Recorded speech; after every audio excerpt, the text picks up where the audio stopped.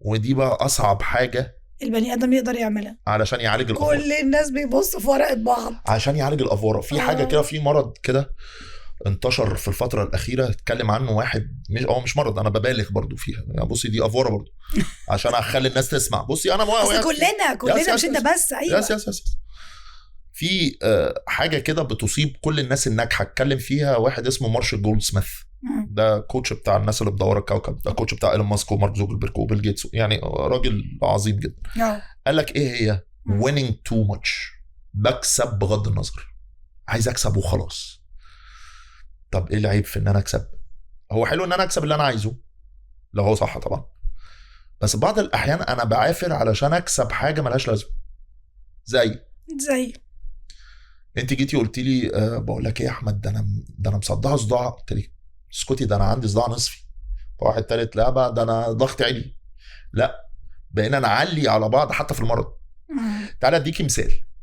جيت انا وانتي ربا بقول لك انا جعان، ما تيجي نخرج ناكل. فانت قلتي تمام، نروح فين؟ فانت قلتي لي مطعم اكس. طيب انا قلت لك لا تعالي نروح مطعم واي. لا اكس لا واي، طب خلاص يا رباب اكس. حلو، فاحنا انهي مطعم اللي انت اخترتيه؟ مظبوط. حلو. فانا قمت عامل ايه؟ على حظك الوحش، وانت مش انت اللي طبخه طبعا، بس على حظك الوحش الاكل ما طلعش اروع حاجه.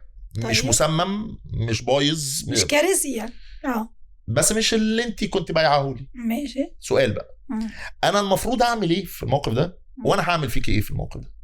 انا لو مكانك همشيها خلاص، جينا وحصل خير، وهو ده اللي حصل، مش انا اللي طبخه يعني، وده العقل.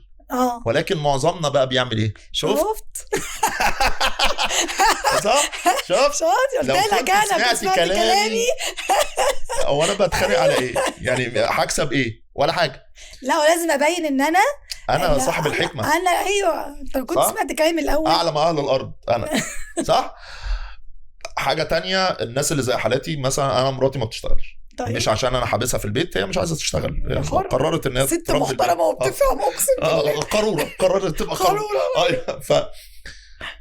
فانا يومي طويل جدا وراجع مفرهد الشغل، لقيت مراتي قاعده على الكنبه، بس مش دي كنبه تانية، ومفرهده جدا. فبقول لها ايه ده مالك يا حبيبتي؟ بس يا احمد النهارده كان يوم صعب قوي. انا المفروض اقول ايه؟ عارفه الضحكه دي، وانا بتسحب باللسان اقول ايه؟ هو انت عملتي ايه اصلا؟ انت ايه اللي عملتيه عشان خاطر تتعبي التعب ده؟ انت كان يومك صعب، انت في التكييف، امال انا اعمل ايه؟ انا اللي في الشارع. هو انا بعلي على ايه؟ الافوره بقى بتيجي من هنا، ان انا اللي متضايق بقى عنده اكتئاب، واللي بيفتكر حاجات ضايقته وهو صغير بقى عنده تروما، اللي متوتر من حاجه معينه بقى عنده انكزايتي وموضه المرض. ايوه. لا والعيال اللي بيلعب شويه بيتشقى ايه بقى ADHD بقى فرط حركه بقى. انت تعرفي ان ADHD ده يعني انا في ناس بتعصب عليهم جدا لما بيجوا يقولوا لي اصل انا OCD، اصل انا ADHD، اصل انا تربتتي، اي 3 حروف حطيتهم ورا بعض. طيب يا صديقي، هل تعلم، فاكره الفقره بتاعت هل تعلم؟ ايوه. هل تعلم ان من اصعب المتلازمات تشخيصا هي الOCD والADHD؟